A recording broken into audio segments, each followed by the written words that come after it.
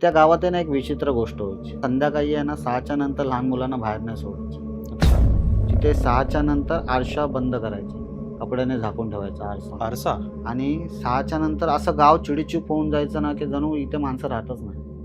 एकदम भयान शांतता. आणि सगळ्यात जास्त हादरणारी गोष्ट म्हणजे तिकडे संध्याकाळी 6च्या नंतर कोणी बाई नाही बोलत. लहान मुलगा असू, मोठा माणूस असू, जर बाई शब्द 6च्या नंतर त्याने वापरला, तर तो नमस्कार मित्रांनो, आज आपल्या शोवरती खास दिव्यावरून गिरीश फडतरे दादा आलेले आहेत. तर दादा आपलं जेव्हा मागे बोलणं झालं, तुम्ही मला काही गोष्टी सांगितल्या, की तुमचं अघोरी या टर्मवरती फारसं वाचन वगैरे आहे आणि तुमचे किस्से पण त्याच संदर्भात काहीसे आहेत. तर आपण कुठेच वेळ न घालवता आपण वळूया आपल्या आजच्या किस्स्यांकडे.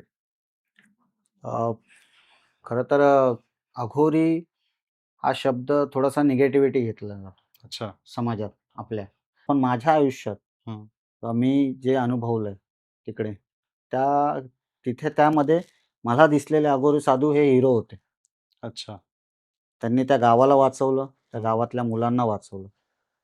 सो ते मला त्या गावातले जे मला मला अनुभवायला मिळालं, त्यांचं ते रूप, ते मी कुठेतरी तुम्हाला आज सांगतो.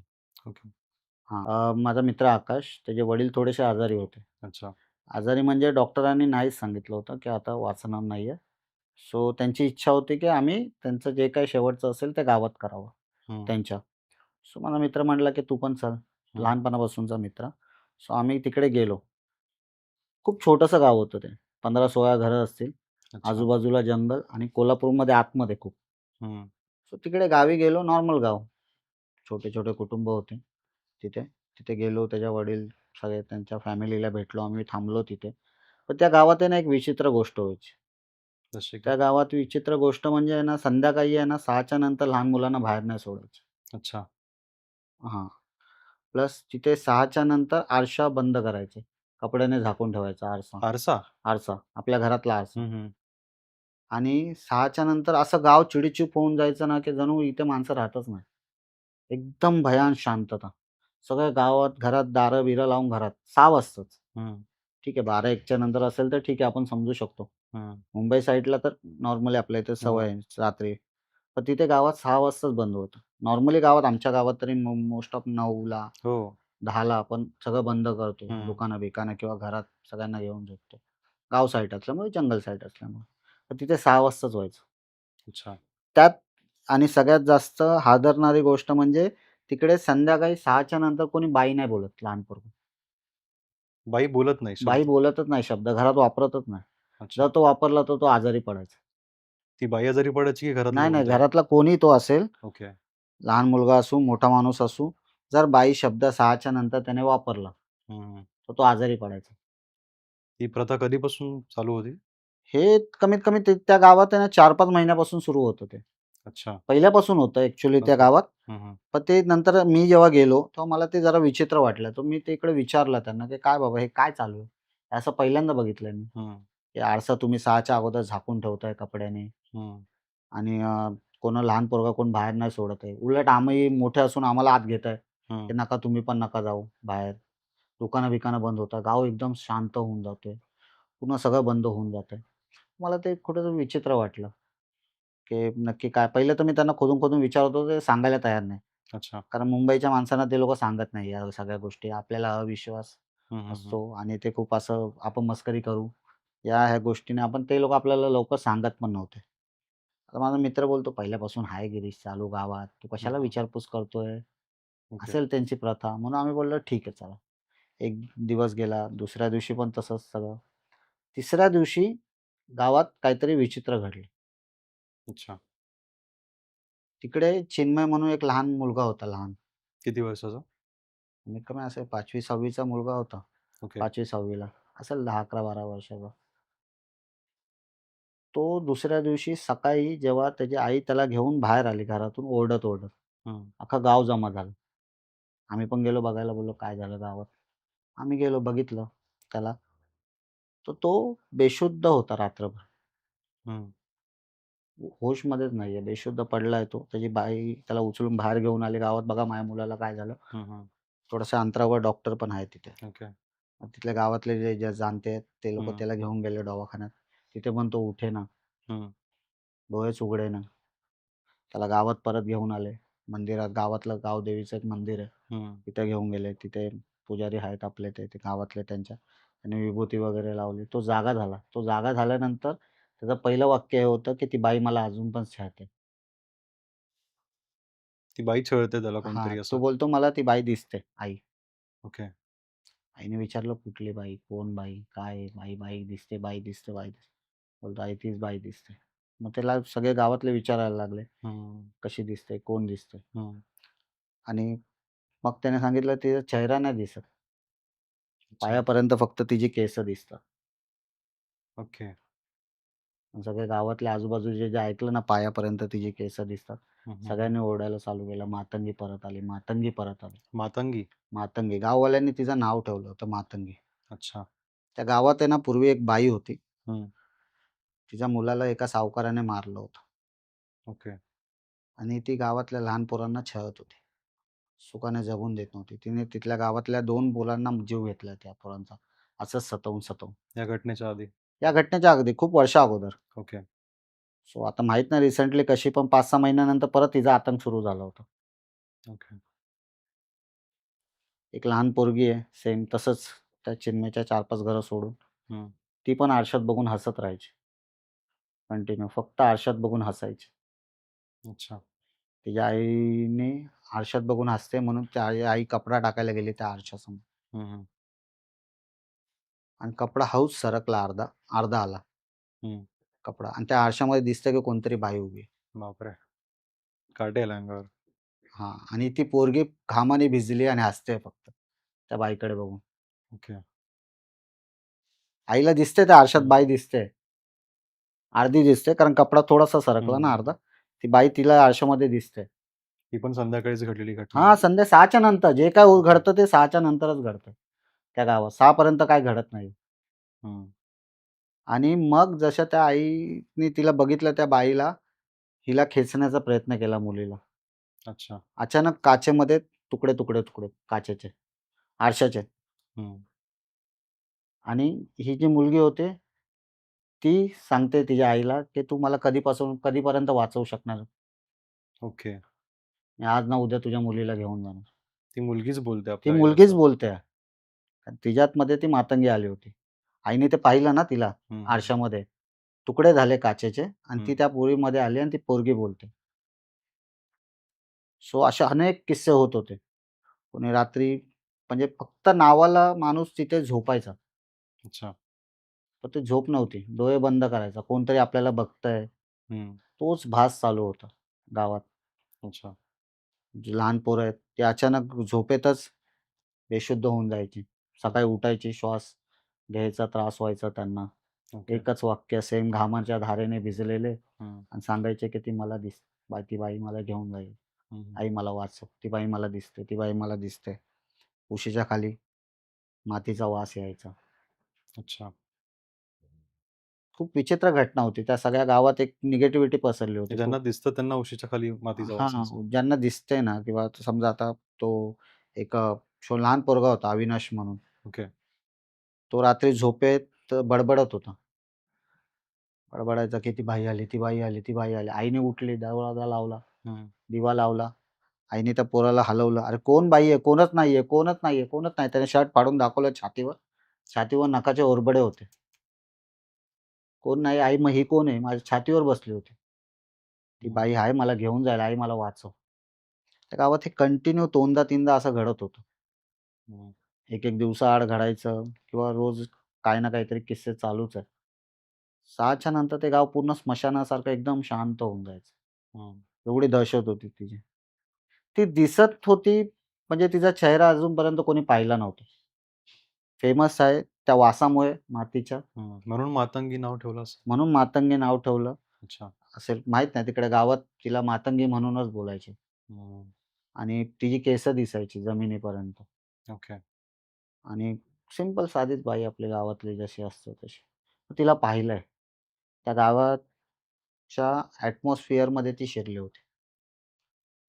तिथल्या वाऱ्यामध्ये होती, तिथल्या थंडीमध्ये होती. हं. तिथल्या भयानक त्या जंगलाच्या ह्याच्यात शांततेत होती ती. तिथल्या अंधारात होती ती. साडी वगैरे कोणतं? साडी म्हणजे नॉर्मल्स आपली साडी. हं, हं. नॉर्मल. आता तेवढं डेफिनेशन कोणी सांगू नाही शकत. पण कारण ती भीती घाबरत होते लोकं. हं, हं. लोकं आम्हाला मी तर विचारायचा प्रयत्न केला तिथला. पण ते इतके घाबरायचे की तिचं नाव पण नाही घ्यायचे. 6च्या नंतर कोण बाई बनायचं घाबरायचं. तर ते काय तिच्याबद्दल दिवसा-ढवळ्या सांगणार आहे. तर हं, आम्ही हं. खोदून विचारण्याचा प्रयत्न केला. आकाश बोलला, "तू मला एकट्याला आवड आहे." हं, अशा गोष्टींची. आवड म्हणजे आपण कधी पाहिलं नाही. आपण मुंबईच्या आयुष्यात जगणार आहे. हं, हं. सो असं कोणीतरी काहीतरी गोष्टी सांगितल्या तर आपण जाणून घेतो ना उत्सुकतेमध्ये. हं, पण त्यांनी जे अनुभवलंय ना, ते नाही सांगू शकत. हं. कारण प्रॅक्टिकली त्यांनाच माहिती आहे ना, त्यांच्या घरात घडतंय. बरोबर. त्यांच्या मुलांना त्रास होतोय. सो ते सांगू नाही शकत होतं, की असं का घडतंय? काय घडतंय? हं, हं. कशामुळे घडतंय? पण ते सांगण्याचा प्रयत्न करत होते, की त्या बाईचं आहे. त्या अच्छा. बाईची दहशत आहे या गावावर. त्या बाईचा लागलेला शाप आहे या गावावर. ओके. आता या गावातून तिला मुक्त करण्यासाठी खूप म्हणजे प्रयत्न चालू होते त्या गावात. हं, हं. नंतर-नंतर, की जसं यज्ञ वगैरे हं. सगळं-सगळं. पण काही उपाय होत नव्हता. ती सेम तसंच 6 वाजता संध्याकाळी कुठे ना कुठल्या ना कुठल्या लहान पोराला छळतच होती. आता तुम्ही सुरुवातीला जसं सांगितलं, की त्या बाईला म्हणजे मातंगीच्या मुलाला त्या सावकाराने मारलं होतं. मग पुढे त्या सावकाराची फॅमिली वगैरे पण होती, जी या सगळ्यातून जात होती, की तो नाही ते नंतर शिफ्ट पळून झाले गावातून. ओके, शिफ्ट झाला. गावातून शिफ्ट झाले आणि असं म्हणजे गावकरी सांगत होते, की त्याने एक तांत्रिक आणला होता हं. आणि तो तांत्रिकाने तिला बांधून ठेवलं होतं इतकी वर्ष. अच्छा. अचानक भयानक कदाचित ते असं म्हणतात, की ते गावातले, की असेच आमच्यासारखे मुंबईतले काही आले होते हं. आणि त्यांनी जिथे तिला बांधून ठेवलं होतं, तिथे तिला मुक्त केलं त्या लोकांनी. कुठे बांधलेलं जंगलात वगैरे? हां, जंगलात वगैरे. तिथे आतमध्ये स्मशानाच्या जवळच एक जंगल आहे, हं, झाड आहे. तिथे तिला पुरून ठेवलं होतं ह्या लोकांनी, बांधलं होतं. हं. पुरलं होतं म्हणजे तिचे तेच केस वगैरे तसे कापून ते तांत्रिक क्रिया करून तिला बांधून ठेवलं होतं. तर नंतर अचानक भयानक काही दिवसानं म्हणजे आत्ता अ, जेव्हापासून म्हणजे मी गेलो त्याच्या 1 दीड महिना 2 महिन्या अगोदर त्याच्या अगोदर मुलं आली होती. काही मुंबईचे असे म्हणतात हं. आणि त्यांच्याकडून तिकडे काहीतरी घडलं ओके. आणि त्याच्यानंतर मग परत गावात ते सुरू झालं दहशत, आतंक तिचा. अच्छा. तिचा आतंक, दहशत सुरू झालं होतं त्या गावात. नंतर पुढे काय केलं तिचं? तिचं पुढे म्हणजे त्याच्यानंतर त्याच्यानंतर तीच जी मुलगी जी हसत होती ना, हां. ती सकाळी गेली होती रानात. अच्छा. अशीच खेळता-खेळता रानात गेली होती. रानातून ती संध्याकाळी आली 6च्या नंतर घरात गावात बसली घरी बसली होती. घरी बसल्यानंतर आहे ना सेम त्याच्यात आईले 6 वाजले. आरसा बंद करण्याचा प्रयत्न केला. हं, आरसा बंद करण्याचा प्रयत्न केला आणि 6च्या नंतर त्या मुलीला आपला नाश्ता वगैरे दिला. बोलले, "तू घरात बस. हं, आरसा उघडू नको. फक्त एवढं कर." त्या मुलीला पहिल्यापासून ते एक थोडंसं होतंच, हं, की मला आरसा, मला बघायचंय. हं, तरी तिने आहे ना तेच केलं. तिने काय वाटतं खेळता-खेळता, नाश्ता खेळता-खेळता लहान पोरं आहेत ती. हं. खेळता-खेळता काय उठली मध्येच आणि आहे ना आरशाचा परत कपडा हसू. हटवला हं. आणि सेम आरशामध्ये बघून ती हसायला लागली. ओके. पुन्हा काय आई आली दिसलं तिला? आई आली, वडील आले, तिच्या घरात वडील होते. वडील आले, घाबरले, ओरडले आरशामध्ये बघून. मातंगी नव्हती यावेळी पण. ती अच्छा. मुलगीच दिसत होती, हं, हसत होती. आणि मग वडिलांनी थोडंसं म्हणजे पहिलं तर हे हास्य असं जर चित्र कोणाच्या पण घरात असेल, हं, किती भीती वाटली असेल तिच्या बापाला, हं, की माझी मुलगी उभी राहिली आहे समोर अशी फक्त हसते हं, आरशात बघून. आणि यावेळी तर आरशात ती दिसत पण नाहीये बाई. हं. 2 मिनिटं सुन्न झाले होते तिचे वडील. तिला थांबवण्याचा प्रयत्न केला. "अगं पोरे, हसू नको गं. काय झालं तुला? सांग काय होतंय? काय घडतंय? काय घडतंय?" ती अजिबात काय सांगत नव्हती. ती फक्त आरशामध्ये बघून हसते कंटिन्यू. तेवढ्यात तिच्या आईला ते भान आलं, आरशाचं आठवलं, हं, की 7 वाजले. तिने पटकन तो कपडा खाली पडलेला घेतला. तो हं, कपडा बंद करण्याचा प्रयत्न केला. हं, सेम तसंच तो कपडा बंद करायला ती जशी गेली, तिची आई उडून बाहेर पडली. काचेचे तुकडे हं. झाले. ते काचेचे तुकडे उडून त्या मुलीच्या चेहऱ्यावर इथे घुसले आणि एक काच चुकून इथे घुसली तिच्या. अरे बापरे! ती आहे तिच्या मुलगी की नाही. तिचे वडील तिला बाहेर घेऊन आले. हां. गावातल्या लोकांनी कशी तर पहिली एक गोष्ट तर 6च्या नंतर कोण लवकर बाहेर पडत नव्हतं. हं.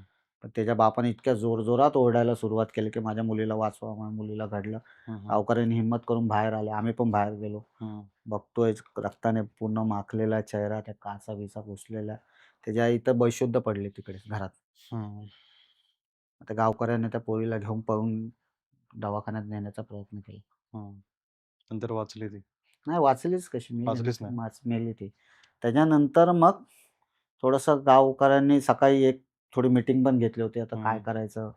कालपर्यंत फक्त छळत होती, तिची हं. दहशत होती, घाबरवत होती. पण आता ते जीवावर बेतायला लागलं. हं. ती मुलगी मेली. आता जर समजा उद्या गावात मग तर 16-17 घरं. हं. त्यात मोजून कमीत कमी 8-9 लहान पोरं असतील. जर सगळ्यांचेच पोरांवर सगळ्यांना बेतताय तर आता हं. काय करायला? करायला तर पाहिजे काय ना काय. तर गावचे जुने जाणते हं. सगळे एकत्र मीटिंग घेत होते. आम्ही पण होतो त्याच्यामध्ये बसलो होतो. आम्ही आलो होतो आमच्या मित्राच्या वडिलांसाठी. बरोबर. ते बिचारे आजारी हं. लास्ट स्टेजला. आणि तेच डिस्कशन वगैरे सगळं चालू होतं. त्या डिस्कशनमध्ये काही जणांनी सुचवलं, की आपण या गावात जाऊया. अच्छा. तिथून काही साधू महाराज असतील त्यांना घेऊन येऊया. हं. काही मदरसा होता कोल्हापुरात फेमस आहे. अच्छा. जिथे अशा प्रकारे काढण्यात येतं किंवा घालवण्यात येतं हं. या सगळ्या गोष्टींना. मग त्यांचं चाललं होतं डिस्कशन वगैरे. हं. तेवढ्यात माझ्या मित्राचा भाऊ, मोठा भाऊ, हं. तो आला ओरडत-ओरडत आकाशकडे, की हं. "आकाश वडील गेले. घरात झालंय, चल पळ." हं. मग आम्ही पळत-पळत घरी गेलो. त्याचे वडील ऑब्व्हियसली ऑफ झाले होते. हं. तर मग सगळे गावातले गावकरी आले. बोलले, "पहिले हे करूया. हं. यांचा अंत्यविधी वगैरे सगळं करूया. त्याच्यानंतर मग आपण पुढे दुसरीकडे दुसऱ्या गावात जाऊन बघायचा प्रयत्न करू." हं. ठीक आहे, चालेल. पण मग म्हटले जर अंत्यविधी करायचा म्हटलं तर परत 6 वाजणार. हां. दुपारी 12-1 पर्यंत ते घडलं होतं. हं. वडील ऑफ झाले होते त्याचे.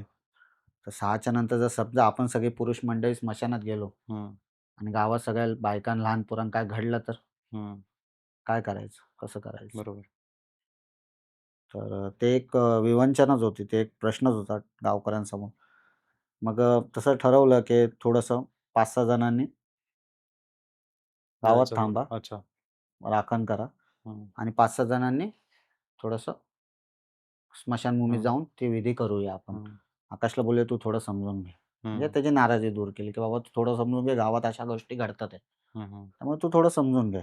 आम्ही पण आकाशला समजवलं, "ठीक आहे, कमी माणसांमध्ये होतंय ना, पण हं. होतंय ना, गावावर काय अडचण आहे. बघतोय ती सकाळी पोरगी ऑफ झाली हं. काल रात्री. तू बघितलं ते सगळं घडलेलं." तो बोलला, "ठीक आहे, आता काय करीश काय करणार तिचा आपण?" पण अंत्यविधी कधी केला मग संध्याकाळीच हां, केला? तिचाच सेम त्याच वेळी. ओके. तिचं ते दुपारपर्यंत करून टाकलं होतं. रात्री घडलं होतं ना ते. हं. हं. हं. 7च्या दरम्यान घडलं होतं. हं. रात्री 11-11:30ला तिचे वडील बाहेर आले, हं. सांगितलं वगैरे आणि मग सकाळपर्यंत करून तिकडेच तिथून बाहेर येताना गावदेवी मंदिरात सगळे फ्रेश-बिश होऊन आले आणि बसले आणि आता करायचं काय? हं. असं चाललं होतं आणि त्याच्यात 2-4च्या दरम्यान ह्याच्या वडिलांचं 2-3च्या दरम्यान ह्याचे वडील पण ऑफ झाले. ओके. ते आजाराने गेले त्याचं हं. काय नाही. ते झाल्यानंतर मग ठरवलं ठीक आहे चला मग काही नातेवाईक होते बाहेरचे, जवळचे. तिथले त्यांना बोलावलं. मग ते येईपर्यंत 8-9 वाजले. 8-9 वाजले 9 हां, 8-9 वाजले असतील. मग ते सगळ्या गोष्टी आपल्या मराठी हं. घरात असतात त्या पद्धतीने सगळं केलं. बोलले, "ठीक आहे, चला आता मग जाऊया आपण स्मशानभूमीत." बोललो, "ठीक." स्मशानभूमीत आम्ही गेलो सगळे. थोडं टेन्शन पण होतं गावात मागे काय घडलं तर काय नाही. पण हं. होते गावातले हट्टे-कट्टे आणि चांगले जे ज्यांना भीती नाही आहे किंवा जे आहेत थोडेसे डेअरिंगबाज असे आणि जुने माणसं, हं. ते थांबायचा त्यांनी निर्णय घेतला, की आम्ही थांबतो. हं. आणि मोस्ट ऑफ जे लहान पोरं वगैरे त्यांना मंदिरात ठेवलं यावेळी. घरात हं. नाही ठेवलं हं. एकट्यामध्ये. हं. सगळ्यांना एकत्र आणून त्या गावदेवी मंदिरात त्यांना ठेवलं. बाहेरून टाळ्या मारून ती पुरुष मंडळी बाहेर थांबली होती, अच्छा. की बाबा काय घडू नये. हं. जोपर्यंत ही माणसं परत नाही येत तोपर्यंत. हं. हं. म्हटलं ठीक आहे. आणि मग आम्ही सगळे स्मशानभूमीत गेलो हं. आकाशला घेऊन. आम्ही कंटिन्यू आकाशसोबतच होतो. सो आम्ही आकाशला तिकडे घेऊन गेलो सगळं स्मशानभूमीत वगैरे आणि ते सगळं झालं विधी वगैरे जे आपण पद्धतीने करतो हं. नॉर्मल सगळं झालं. त्याच्यानंतर आहे ना, जेव्हा सगळं विधी वगैरे सगळे झाले, बॉडी जाळली. बॉडी जाळल्यानंतर सगळे बाहेर पडले. आम्ही पण बाहेर पडलो. बाहेर पडल्यानंतर थोडंसं पुढे गेल्यानंतर आकाशचा भाऊ बोलला, "थोडंसं थांबावं लागेल आपल्याला." का? ते खोपडी फुटेपर्यंत थांबावं लागतं ना, आपल्यात पद्धत असते ना. हं, हं. मुलाला थांबावं लागतं. अच्छा. हां. आकाश बोलला, "मी एकटा नाही थांबत. हं. गिरीश पण थांबेल. आणि तू पण थांब दादा." हं, हं. म्हटलं दादा बोलला, "हां, एकटं कसं सोडणार?" मग त्याला हं. थांबूया आपण. मी पण म्हटलं, "हां, ठीक आहे थांबूया." थांबलो आम्ही. स्मशानभूमीच्या बाजूला सगळं जंगल होतं, भयान हं. शांतता. जंगलाची एक विशेष गोष्ट आहे. दिवसा खूप छान वाटतं ते हिरवंगार हं. वातावरण. रात्री तितकंच भयानक वाटतं ते. हं. खरं आहे. अंधारात. माणूस ते काय आहे, जेव्हा ते विचित्र गोष्टी घडतो किंवा बघतो, त्याला नाही घाबरत. पण ती जी शांतता असते ना हं. आणि त्या अंधारात काही दिसत नाही ना, त्याला खूप घाबरतो. तर स्मशानभूमीत होती ट्यूबलाईट वगैरे होतं. त्या हं. गावात बांधकाम केलेलं होतं आणि एक ते होतं, जिथे जाळतात ते हं. सगळं. आकाश आम्ही बोललो, "थोडा वेळ लागेल, 2-4 तास." गावकरी निघून गेले होते. बोलले, "गावात हो. ऑलरेडी या गोष्टी घडतात आहे. आम्ही जातो. तुम्ही थांबा." आणि यंग पोरं आम्ही. मग त्यांना पण वाटलं, "हां, ठीक आहे. थांबतील, येतील." जास्त काही लांब नव्हतं. कमीत कमी 1-1.5 किलोमीटर पकडा. तोपर्यंत किती वाजले होते सगळं होईपर्यंत? तोपर्यंत वाजले असतील. आय थिंक हां, 12 पर्यंत वाजले होते. अच्छा. 11, 11:30, 12 पर्यंत रात्री वाजले. 12 12 वाजलेले. 12 वाजलेले हं. त्यावेळी. आणि मग आम्ही बाहेर आलो. हं. युजुअली आकाशच्या भावाला थोडंसं सिगारेट प्यायची सवय आहे. हं. तर बोलला, "स्मशानात बरं नाही वाटत, थोडं बाहेर येऊन." हं. बाहेर बोललो. बाहेर आलो. आकाशचा भाऊ सिगारेट पितोय. आकाश मी इथे उभा आहे, मी उभा आहे, आकाशचा भाऊ उभा आहे आणि नॉर्मल गावची चर्चा. म्हटलं दिवसभरात तेच चाललंय सगळं. भुताटकीचं वगैरे, त्या मातंगीची चर्चा हं. वगैरे 2-4 दिवसापासून सगळं कंटाळलेलो आम्ही. हं. त्या भावाला पण ते दिसत होतं. ते हे लोकं पण थोडंसं. मग तो चर्चा करायला लागला, मुंबईत काय असतं वगैरे. आपल्या नॉर्मल गप्पा हं. आम्ही मारतोय. ठीक आहे, नॉर्मल गप्पा वगैरे मारतोय आणि बाहेर आलो. जस्ट स्मशानभूमीच्या बाहेर येऊन आम्ही एका साईडला कोपऱ्यात उभं राहून शांतपणे सिगारेट पीत गप्पा मारतोय एकमेकांशी. आकाश पण ऐकतोय. हं. थोडा तो पण रिलॅक्स झाला होता. तेवढ्यात आहे ना, मला माहीत नाही काय वाटलं, म्हणजे खिशात मोबाईल नाही म्हटलं. हं. घरी तर नाही विचारलं आकाश. बोलला, "घरी नाही, तू आता घेऊन आला होता ना खिशात, तुझ्या खिशातच होता." आणि लक्षात आलं की यार मोबाईल आतमध्ये राहिलाय. हं. तिकडे कट्टा आहे असा. सो त्या कट्ट्याच्या इथे मोबाईल चुकून विसरलो होतो मी. अच्छा. आकाश बोलला, "बघ आतमध्ये ठेवला असेल, तू कट्ट्यावर विसरला असेल, तू हं. जाऊन घेऊन ये." हं. मी बोलला, "हां, ठीक आहे, चालेल, मी जातो." मी स्मशानभूमीत गेलो, त्या कट्ट्यावरून मोबाईल घ्यायला हं. आणि मी जस्ट फक्त बघतोय असं या साईडला बघितलं, तर त्या आकाशच्या वडिलांच्या आहे ना बॉडीच्या इथे आहे ना, हं. तिथे समोर राखेत एक माणूस बसलाय. राखेमध्ये माणूस बसला. म्हणजे ती नॉर्मल बॉडी जळाली हां. होती आणि ते हं. जे जाळतात ना त्याच्या बाजूलाच हं, हं. कंटिन्यू. तिथे समजा आता तिथे मुंडी जळते, हं. ती बॉडी जळते आणि इकडे बसलाय असा तो. हं. आजूबाजूला राख आहे सगळी ओके. हं. तिकडे आणि त्या राखेमध्ये एक माणूस बसला आणि तो राख उडवतोय अशी अच्छा. हवेत. हं. काळा कुट्ट माणूस. गळ्यात रुद्राक्षाच्या माळा, लांब-लांब जटा आहे. हं. अघोरी साधू तिथे बसलेला होता त्या राखेत. राख उडवतोय जोरजोरात. हं. मी जेव्हा ते पाहिलं, एक तर मी पहिल्यांदा असं काही पाहिलं नव्हतं. बरोबर. जेव्हा पाहिलं ना, तेव्हा माणूस कसा एक तर घाबरल्यानंतर आरडाओरडा करतो. मी यावेळी आरडाओरडाने मी सुन्न झालो होतो. मी ब्लॅक क्लाउड माझ्या डोळ्यासमोर आणि मी ते फक्त बघत होतो कारण ते असं खूप भयानक होतं ते. ऐकायलाच भयानक वाटतं. हां, हं. कारण तो आगीच्या त्या हं. उठतात आहे त्या काळ्या हं. धूर वगैरे सगळा तो आणि त्या राखेत तो आणि तो राख कंटिन्यू उडवत चाललाय. फक्त असं उडवतोय. हं, हं. काय बोलत नाही, काय नाही. आतल्यात चॅटिंग करत असेल, पण तो उडवतोय. आणि त्या धुरात आणि सगळ्या ह्याच्यात तो काळा कुट्टच लांब-लांब आणि हं. माया खोपडी बाजूला हाडं-बिडं ती हं. काळी कलरची एक पिशवी होती, बांधलं होतं कपड्याचं. अच्छा. ते तिकडं होतं आणि हं. तो बसला होता असा एकदम. हं. 6 फुटाचा माणूस होता हट्टा-कट्टा. बापरे! गळ्यात रुद्राक्षाच्या एवढ्या माळा 5-6 माळा होत्या. तो बसलाय तिथे. समोर दिसल्याच क्षणी मी ब्लॅकआउट झालो, घाबरलो, हं. एकदम सुन्न झालो आणि मी बघतोच आहे फक्त त्याला.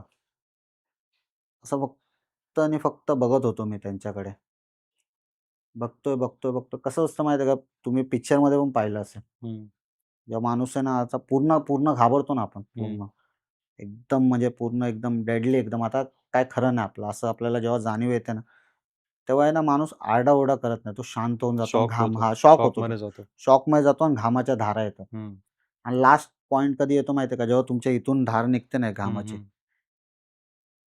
करेक्ट. जेव्हा ती इथून घामाची धार निघते ना, तेव्हा तुम्ही पूर्णपणे आहे ना, बॉस सरेंडर झालेला असतात त्या सिच्युएशनला, की आता माझं काही खरं नाही. भाई शेवटची वेळ. मला असं वाटलं, मला ते जाणवलं. कारण मी हे पाहिलं नव्हतं असं. तो हं, हं. नक्की त्यावेळी ते सुचलं ना अघोरी साधू वगैरे असं काय. हं, हं. त्यावेळी तो कोण आहे? काय हे विचित्र प्रकार काय आहे तो? तुम्हाला तेव्हा असा. माहिती नव्हतं की हे अघोरी आहेत? नाही, नाही मला हं. तेव्हा खरंच नव्हतं माहिती ओके. आणि त्यावेळी ते सुचलं पण नाही. एवढी भयान शांतता आहे हां, हां. आणि आजूबाजूला अंधार आहे स्मशानभूमीत आणि ते बॉडीजवळ ते एक माणूस हं, हं. बसलेला राख उडवतोय बरोबर. कंटिन्यू आणि तो दिसतो पण तसा. हं, हं. लांब-लांब जटा आहे वगैरे, वगैरे. दाढी ती मोठी, रुद्राक्षाच्या माळा. हं. ते बघूनच एवढं मी घाबरलो ना, की अक्षरशः मला ते सुचलं नाही. थोडंसं 5-10 मिनिटं मी त्याला बघतच होतो फक्त. हं. आणि बघितल्यानंतर त्याने जेव्हा असं माझ्याकडे बघितलं ना, हं. तेव्हा त्याचे डोळे पूर्ण लाल. पूर्ण डोळे लालम-लाल होते. तेव्हा मी ओरडलो. अच्छा. "आकाश, आकाश! अरे भाऊ ऐक माझा दादा. हं, अरे हं, आकाश हं. आत या, आत या. बघा काय कोण आहे?" आणि मी ओरडत-ओरडत बाहेर गेलो. हं, हं. मी ओरडत बाहेर गेलो. आकाशला सांगितलं, "अरे तुझ्या वडिलांच्या इथे बॉडीजवळ कोणतरी बसलंय." हं. बोलला, "अरे नाही यार, बोललो बसलाय यार ते रुद्राक्षाच्या माळा, खोपडे-बिपडे." सगळं सांगितलं मी. हं, हं, हं. "हे असं-असं जण बसलंय. तू चल भाई, ते बघ काहीतरी लय विचित्र आहे." हं, हं. तर त्याचा दादा बोलला, "चल, चल जाऊन बघूया." आकाशला थोडंसं भान आलं. आकाश बोलला, "एकटं नको जायला. हं. थांब आपण गावी जाऊ पहिले. गावकऱ्यांना सांगू त्यांना घेऊन ये." अच्छा. एकटं गेलो आणि काय घडलं तर? हं. नाही, नाही बाबा आकाशचा दादा बोलला, "अरे आपण तिघं आहोत ना. चल, हं, हं. चला काय नाही. पहिलं तर बघू काय आहे, काय नाही." हं. गेलो. बघितलं तिकडे तो माणूस तिथंच बसलेला होता. तो काही विधी करत होता किंवा काय? हां, तो विधीच करत होता तिथे आणि तो गेला होता तिथे बसला होता. बसल्यानंतर तिथे आम्ही गेलो. आम्ही आतमध्ये शिरलो. आम्ही आतमध्ये शिरल्यानंतर त्यांना पाहिलं. ते सगळं राग-बीग उडवतात आहे हं. आणि ते सगळं पाहिल्यानंतर आकाशच्या दादाने थोडी हिंमत केली. "कोण आहात तुम्ही?" हं, हं. विचारतो ना आपण, "कोण आहे? कोण कोण आहात तुम्ही?" हं, हं, हं. मग ते जे बसलेले होते ते म्हणाले, "घाबरू नका. हं. मी तुमच्यासाठीच आलोय. अच्छा. मी अघोरी साधू आहे. हं, हं, हं. मी तुमच्या गावासाठीच आलोय. चला मला तुमचं गाव दाखवा." आणि ताडकन उठलो हं. तिथून. मग आम्ही पण बोललो, "हां, ठीक आहे चला गावासाठी आले. गाव तर दाखवायचं आपल्याला काय. हं, गावी हं. गेलो की सगळी माणसं असतील. मग काय घाबरण्याचं कारण नाही." त्यांना हा प्रकार थोडक्यात कळला होता, की गावात नक्की काय चाललंय? गावात नक्की काय चाललंय किंवा घडला होता प्रकार, पण बोलणार कोण त्यांच्याशी? हां. एवढं ते विचित्र पाहिल्यानंतर आणि आपण तर कधी पाहिलं नाही असं काय. तर ते पाहिल्यानंतर मग थोडी हिंमत थोडा वेळ तर लागतो ना, हं, त्या हं. सगळ्यातून बाहेर यायला. कारण मी पहिलंच त्यांना बघून एवढा घाबरलो होतो अंधारात. एकटा स्मशानभूमी मी त्याच्या ॲटमॉस्फिअरमधून बाहेरच नाही आलो. हं. आकाश पण एवढा हे नाहीये, स्ट्रॉंग नाहीये, ते हं. डायरेक्ट बोलायला. आकाशचा दादा थोडा स्ट्रॉंग होता. तो बोलला, "ठीक आहे महाराज, तुम्ही जे काय असाल तुम्हाला गावच बघायचं ना, हं. चला मग आमच्यासोबत. आम्ही गाव दाखवतो." हं. जसा जसं ते तिथून उतरले ते, तसे पाय खाली ठेवला. जसं त्यांनी असा पाय खाली ठेवला असं फाटकन आवाज आला मागून खोपडी फुटायचा. अच्छा. इतका जोरात आवाज येतो तो हं, खोपडी फुटायचा. फाटकन आवाज आला खोपडी फुटायचा हं. आणि त्यांनी ते ह्याला बघितलं, आकाशला बघितलं म्हणले, "शांती मिळेल त्यांना, तू काळजी करू नको. चल, गाव दाखव मला." जाम हॉरिफाइंग इन्सिडेंट आहे हा. जरा थोडं पुढे जाण्यापूर्वी काही 2-3 डाउट्स आहेत मला हां, विचारा. अघोरींबद्दलचे. हां, विचारा ना. मी पण काही असे YouTubeवर व्हिडिओ हां. बघितलेले किंवा थोडंसं माझ्या वाचण्यात आलं होतं, की अघोरी जे असतात साधू, ते फक्त लाइक ते सगळं त्याग करतात, अन्न-बिन्न सगळं. ते फक्त मृतदेह खातात, त्याचं मांस खातात. हे खरं आहे का? नाही, नाही खातात ते मान्य आहे, मृतदेह वगैरे, पण ते 2 प्रकारचे आहेत. एक तर 2 प्रकार आहेत. ओके. त्यांच्यामध्ये एक तर आहे नागा साधू आहेत, अच्छा. ते वेगळे आहे. ओके. ते हिंदू धर्माच्या रक्षणासाठी त्यांचं आदी शंकराचार्यांनी स्थापना केली होती त्यांची ओके. आणि अघोरी साधू हे वेगळे. हं, हं. ॲक्चुअली आहे तर दोघं शिवचेच. शिवचीच सेना आहे. हं, हं. महादेवाचीच सेना आहे. पण हे दोन्ही वेगवेगळे आहेत. एक दिवस आपण नक्की अघोरींवर पॉडकास्ट करू नक्की, एखादा. नक्की. हं. त्याच्याबद्दल खूप काही बोलण्यासारखं, खूप काही जाणून घेण्यासारखं आहे. मी लिहितो पण आहे त्याच्यावर. ओके. मार्च एंडिंगपर्यंत किंवा हां, या 2-4 महिन्यात माझं एक पुस्तक पण येईल. ओके. अघोरी नक्कीच. साधूंवर. त्याच्यामध्ये पूर्णपणे त्यांची संपूर्ण माहिती आणि त्या रिलेटेड एक भयानक गोष्ट पण आहे. अच्छा. त्या गोष्टीमधून ते सगळं सांगितलंय त्यांच्याबद्दल मी. अच्छा. म्हणजे आवडेल तुम्हाला ऐकायला. आणि तुम्हाला सुद्धा आपला अघोरीचा एक स्पेशल पॉडकास्ट हवा असेल, तर खाली कमेंटमध्ये आम्हाला कळवा. असं अघोरी पॉडकास्ट असं कमेंट करा. जेणेकरून आम्हाला कळेल, की तुम्हाला याचा पार्ट 2 किंवा अघोरीचा पॉडकास्ट एक स्पेशल बघायला हां. आवडेल. आपण स्पेशली करू. आणि तुम्हाला त्याबद्दल येऊन मी सविस्तररित्या सांगेल तुम्हाला करेक्ट. पूर्णपणे.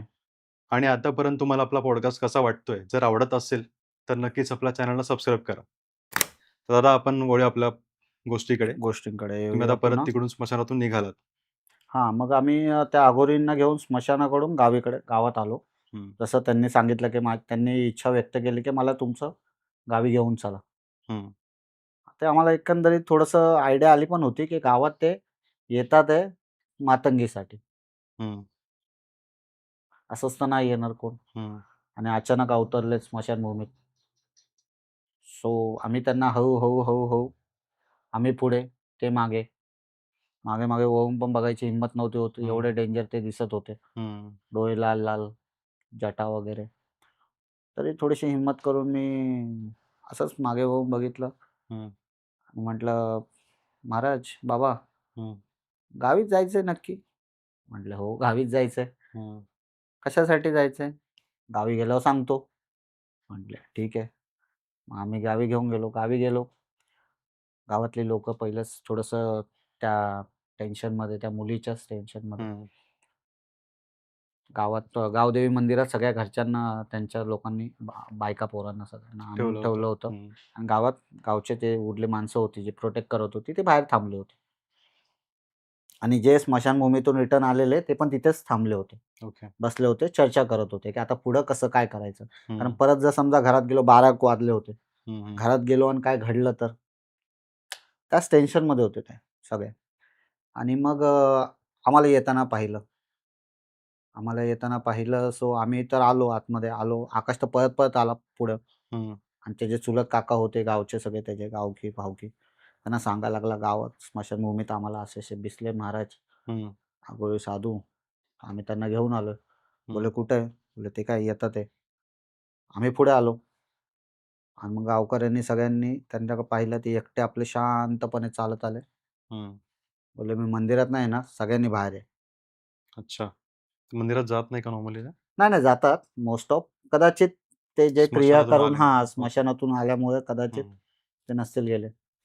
त्यांनी बाहेर बोलावलं. हं, गावकरी सगळे बाहेर आले. टाळा खोलला. बायका पोरांना पण सगळ्यांना बाहेर घेऊन आले. सगळ्यांना घेऊन या म्हटले, सगळ्यांना घेऊन या. सगळे आले. सगळे गावकरी एका बाजूला उभे आहेत. समोर महाराज उभे आहेत. हं, बोलले, "मातंगीचा कहर चालू आहे या गावात. त्या पोरीला गेलं तुमच्या समोर. शंड आहात का तुम्ही? काय करत नाही आहात? या गावाला वाचवण्याचा प्रयत्न नाही करत आहात." हं, गावकरी बिचारे सांगायला लागले, "आम्ही कसं करणार? आम्ही सामान्य माणसं. आम्ही काय हं, करणार? आम्ही आमच्या पोरांना कसं काय करू?" 6च्या नंतर जेवढं करता आलं तेवढं केलं आम्ही. गावात बंद वगैरे पूजा, अर्चना, हेन-तेन. हं, डॉक्टर पण लांब आहे. कसं काय करणार? कसं काय करणार वगैरे त्या गावाला लागलेला शाप आहे त्या सावकारापासून. त्या हं, सावकाराने केलेली होती ना काशी, तिच्या मुलाला मारलं होतं. हं, तर त्याचमुळे ती तुमच्या मुलावर आली आहे. ओरडून सांगत होते ते. हं, गावकऱ्यांनी त्यांना विनवणी केली. आता मला प्रॉपर डिस्कशन म्हणजे त्यांचं जे झालं संभाषण नाही आवडत, पण जितकं आवडतं तितकं सांगतो. हं, त्याच्यानंतर गावकऱ्यांनी त्यांना विनंती केली, की "महाराज, आम्ही खूप प्रयत्न करून बघितले. आम्ही थकलो, आम्ही हारलो. हं, आमच्याकडून नाही काय होतं. तुम्हीच काय ते करा." तर महाराज म्हटले, "ठीक आहे. मी करतो. या गावाला मुक्त करतो. त्या मातंगीला मी दाखवतो काय करायचं, काय नाही." हं, त्या मातंगीचं. "आता जा तुम्ही. आजचा दिवस काढा हं, आणि सगळ्यांनी आरसे झाका आपले घरातले. हं. दिवाबत्ती लावा. परमेश्वराचं नाव घ्या आणि शांतपणे झोपून जा मुलांना घेऊन जावं. ओके. एक दिवस द्या. उद्या मी करतो.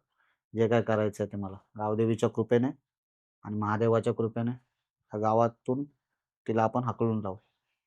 हं, ठीक आहे. मग सगळे गेले आपल्या घरात. चुलत काका पण होता. आकाचा आम्हाला पण बोलला, "कशाला तुम्ही बाहेर?" हं. आम्ही गेलो. त्या अघोरी साधू पण निघून गेले. परत मला वाटतं बहुतेक स्मशानभूमीतच गेले असतील त्यांची तयारी करायला ते. अच्छा. जे काय असेल ते. हं, दुसऱ्या दिवशी सकाळी उठले सगळेजण. त्याच आज काय करायचं? हं. आज त्या मातंगीचा बंदोबस्त करणारे असन तसन हेन-तेन. त्या रात्री काही घडलं नाही ना? त्या रात्री नाही काय घडलं. हं, कारण गावदेवी मंदिराचा आशीर्वाद आणि वेळ पण कदाचित तिचा पण टायमिंग असेल काय हं, माहीत हं. नाही मला. पण त्या रात्री तरी काही नाही घडलं. ओके. आणि अघोरी बाबांनी काहीतरी केलं पण असेल कदाचित, म्हणून कदाचित त्या रात्री तर काय नाही घडलं. दुसऱ्या दिवशी सगळ्यांनी गावकऱ्यांनी तयारी केली की बाबा आपण एक काम करू, आपले गावदेवी मंदिर आहे, हं, धुवून वगैरे काढू, पूजा वगैरे करू. तिची जेवढं आपल्याकडून होईल तितकं करू. हं. महादेवाचं पण मंदिर आहे छोटंसं गावात त्या. तिथे जाऊ, तिथे पण आपल्या परीने पूजा वगैरे करू आणि बसू शांतपणे. येतील बाबा संध्याकाळी. म्हटलं ठीक आहे.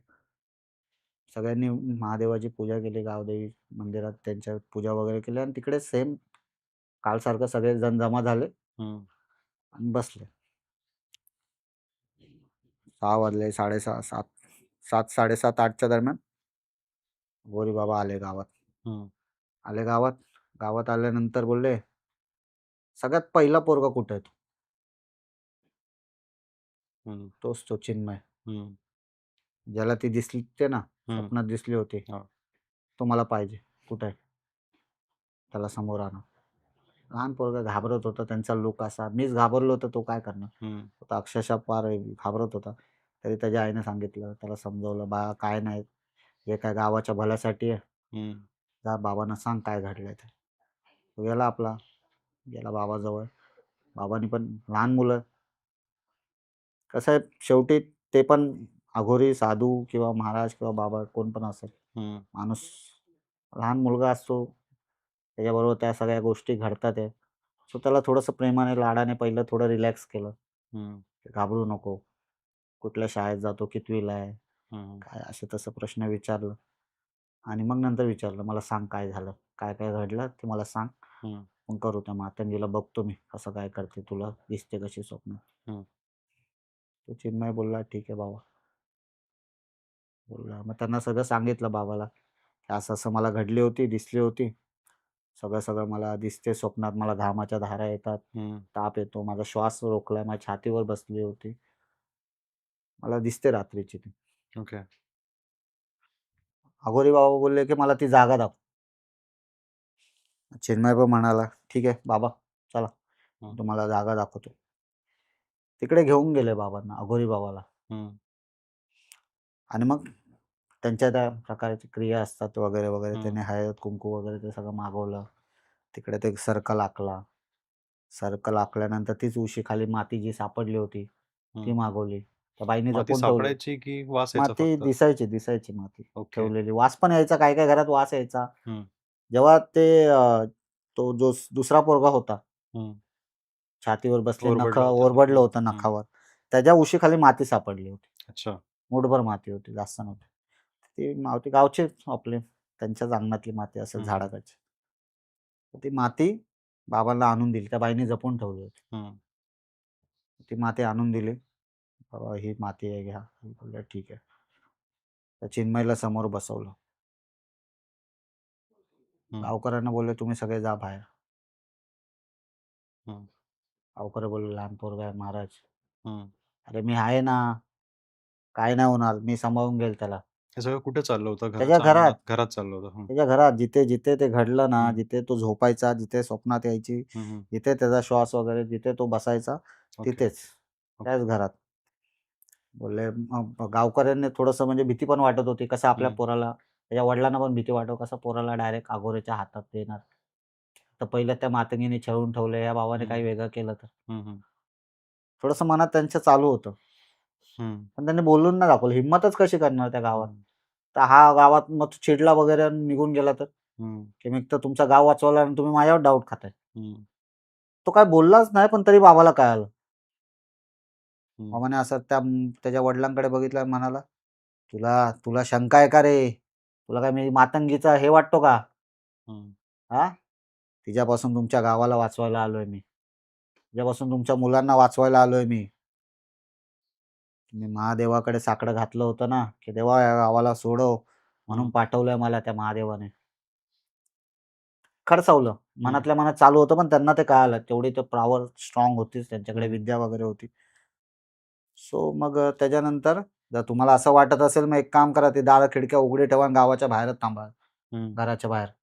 तिकडे थांबा आणि बघा मी काय करतो ते. हं. तुमच्या समोरच करतो. ठीक आहे. आणि त्याच्या आईला सांगितलं की मी जेव्हा तुला सांगेल तेव्हा समोर तो आरसा आहे ना त्याच्यावरचा कपडा काढून टाकायचा. हं. त्या कपड्यात चिन्मयला अशा जागी बसवलं होतं की त्या आरशात तो दिसला पाहिजे. ओके. त्यांच्या त्या सगळ्या क्रिया वगैरे सगळं सुरू झालं. हं. तर पहिलं तर 5-10 मिनिटं ते सगळे त्यांचे ते मंत्र वगैरे ते बोलत होते. हं. महादेवाचं नाव, ते शिवतांडव स्तोत्र वगैरे सगळं. तर आम्ही पण थोडं गावात बाहेरच थांबलो होतो. आम्ही पण थोडं रिलॅक्स झालो. बोललो, "चला बाबा चालू आहे. काय ना काहीतरी घडेल. काय ना काहीतरी होतं." आम्हाला असं वाटलं नव्हतं की काय मला थोडंसं नंतर कंटाळा पण आला. काही दिसत तर नाही आपल्याला. हं. चालू पण असेल, काय घडत असेल तर आपल्याला काही दिसत नाही. मग बोरिंग वाटायला लागलं मला पण. म्हटलं, "यार आकाश माझ्या बाजूलाच उभा आहे." म्हटलं, "बाबा बघ कळतील सगळं." बोलला, "अरे काय दिसतच नाहीये." बाबा काय करतील? केलं तरी आपल्याला काय कळणार? हं. कळायला तर पाहिजे.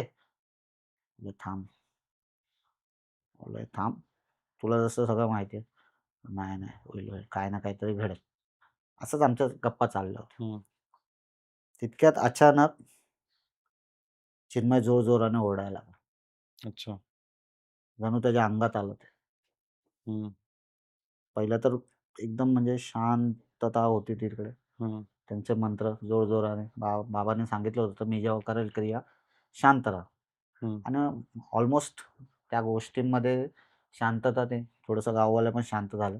हं. चिन्मय जोरजोराने ओरडायला लागला. "आई, आई ती येते." अच्छा. जोरात वारा सुटला. हं. असा वारा मी कधीच नाही पाहिला होता. इतका जोरात वारा. सगळी माती उडायला लागली डोळ्यात. आम्ही सगळे असे झालो होतो. हं. इतका जोरात वारा होता ना त्या गावात.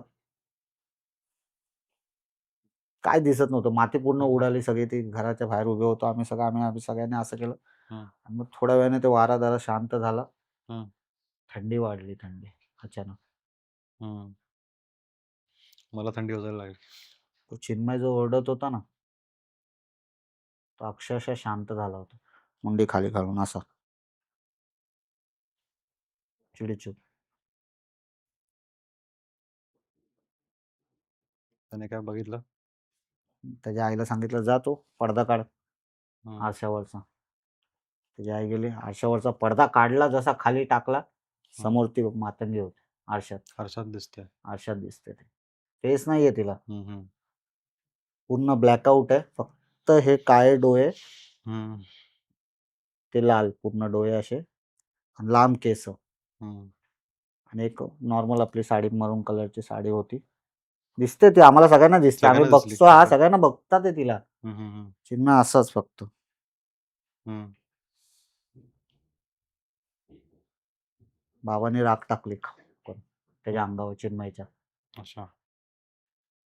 आणि मग त्यानंतर त्याला तिच्याशी बोलायला लागले बाबा, ओके. की "तू हे गाव सोडून जायचं काय घेणार?" हं. हं. ती बोलली, "नाही, मी गाव नाही सोडून जाणार. मी या सगळ्या मुलांना मारणार एक-एक करत. हं. या गावाने माझ्या मुलाचा जीव घेतला. हे गाव खाऊन टाकणार पूर्ण." बाबा तिला समजवत होते, की सावकाराने केलंय ना. हं. पूर्ण गावाच्या मुलांना कशा शिक्षा देईल. बरोबर. तो तर गेला निघून, मेला तो. हं. ज्यानं केलं होतं. त्याची मुलं पण मोठी झाली असती. हं. पूर्ण गावाला कशाला शिक्षा? नाही, या गावाला अद्दल घडलीच पाहिजे. हेन-तेन, असं-तसं चालू होतं डिस्कशन. डिस्कशन एकतर्फी चालू आहे, पण चिन्मय तसाच शांत होता. ओके. डोळे घालून. हं. आरशात मातंगी आहे. बाबा इथून बोलतात आहे. तिचा आवाज नाही येत आहे. पण ते बाबांना कळत असेल अच्छा. कदाचित. पण बाबा उत्तर देत होते कंटिन्यू. ओके. 5-10 मिनिटं डिस्कशन झाल्यानंतर चिन्मय जेव्हा उठला ना असा घापकत, हं. हं. तेव्हा त्याचे पण डोळे लाल-लाल. फक्त एवढंच करतो. बाबा तिथून ओरडतात आहे, की "तू जाणार नाही ना? हं. नाही जाते ना तू? तुला दाखवतो थांब आता दाखवतो. करतो बघ कसा. बघ तू बघ आता बघ." बाबांनी फक्त हात वर केला आणि ते बाजूला हाडूक ठेवलं होतं. हं. त्या हाडकाला असं पकडलं, निळा प्रकाश आला होता त्या हाडकात. हं. आम्ही ते सगळं पाहिलंय आम्ही डोळ्यांनी. मी पूर्ण शांत आणि फक्त ते बघत होतो. हिंमत नाही, पूर्ण जीभ जड झाली होती, अंगावर काटे आले होते. आणि आम्ही ते सगळं बघतोय. हं. ते मी कुठेतरी वाचलं होतं पुस्तकात. फार छान होतं ते वाक्य, की हिंदीमधल्या पुस्तकात होतं, ओके. की अंगावर जेव्हा काटा येतो ना, हं. ते बोलतात ना, की जिस्म कभी झूठ नहीं बोलता. हं. तर आम्ही ते सगळं अनुभवलंय. त्यामुळे आमचं शरीराने ते अनुभवलं. त्यामुळे ते खोटं नाहीये. आणि ते हाडूक उचललं बाबाने, फाडकन फेकलं तर चिन्मयच्या छाताडावर. चिन्मय खाडकन खाली पडले. काच फुटली तर हाडकन. अच्छा. बाबा उठले 5-10 मिनिटात. त्या काचेच्या तुकड्यांना सगळ्यांना एकत्र केलं त्यांच्या काळ्या कपड्यामध्ये. काळा कपडा बांधला. चिन्मयवरून पाणी टाकलं. बोलले झोपू दे त्याला, सगळं उठेल तो. झोपू ओके. दे त्याला. नंतर तेव्हा घरातून उठलाच बाहेर नाही आले. का तो चिन्मय? नाही, सकाळी उठला तो. नाही, तेव्हा नाही उठला तो तेव्हा नाही वाटलं. उठला तो. फक्त पाणी टाकलं हां. आणि काय बोलले असतील आपल्याला. आणि बोलले सकाळी उठतील हा, नॉर्मल होईल. काय टेन्शन घेऊ नका. आता रात्री उठवू नका त्याला. शरीर पूर्ण थकलंय त्याचं. त्याच्या शरीरातून वास केलाय तिने. अच्छा. आणि मग दारातून बाहेर आले. आम्हाला बोलले, जातो मी या मातंगीचा बंदोबस्त करतो. झालं, तुमचं गाव मुक्त झालं. तुमचं गाव सुटलं या सगळ्यातून. महादेवाची कृपा आहे, महादेवाचा आशीर्वाद आहे. परत असं करू नका कुठल्या बाईसोबत. आणि जर घडत असेल तर रोखा. ती फक्त आपल्या मुलाचा बदला घेत होती तुमच्या गावाशी. ती पण एक गावातली, तुमच्याच गावातली राहणारी एक सामान्य स्त्री होती. तिच्याबरोबर अन्याय घडत असताना तुम्ही सगळे शांत होते. आणि जेव्हा तुमच्या मुलांवर अन्याय घडायला लागला तर तुम्ही सगळ्यांनी देवाचा धावा केला. जे काय होतं ते त्याच्या इच्छेनुसार होतं. कितीही निगेटिव्हिटी असली, कितीही वाईट गोष्ट असली तरी त्यावर सगळ्यांवर मात एकच आहे, परमेश्वर. तुमचा चांगुलपणा चांगला ठेवा, सगळ्या गोष्टी नीट होतील. बोलले, चांगलं बोलले बाबा. सगळ्यांना आशीर्वाद दिला. सगळ्यांनी गावाने पाया पडले. विचारलं की बाबा उद्यापासून मी सांगतोय ना, एकदा घेऊन चाललोय, काळजी करू नका.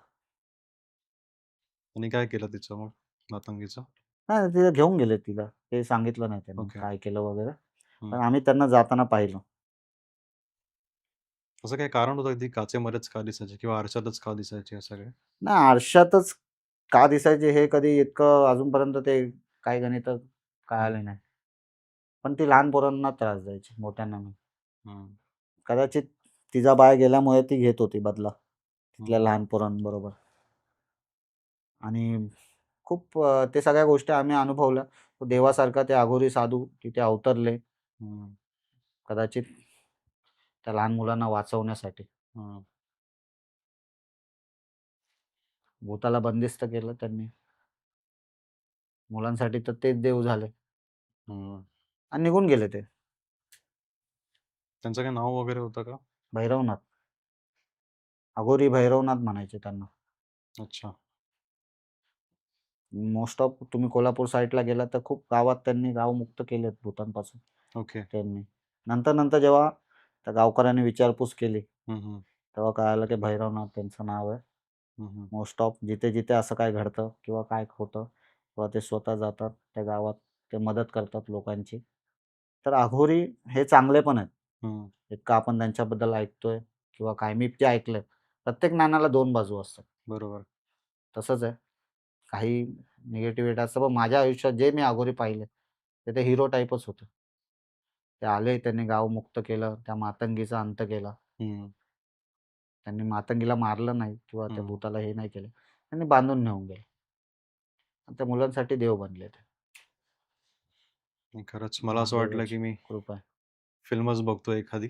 मला पण तुमचं ते narration. त्यावेळी जेव्हा मी ते पाहत होतो, मला असं खरंच वाटलं की ते पिक्चर टाईप सिनेमॅटिक आहे. पण ते रिअलमध्ये घडलंय, ज्याच्या आयुष्यात घडलंय, नाही, अर्थातच ज्यांनी ऑफकोर्स. अनुभवलंय ते साक्षीदार आहेत या सगळ्यांचे. जसं त्या साक्षीदारांपैकी मी पण एक आहे. मला वाटलं तुमच्या मार्फत लोकांपर्यंत ते पोहोचवावं.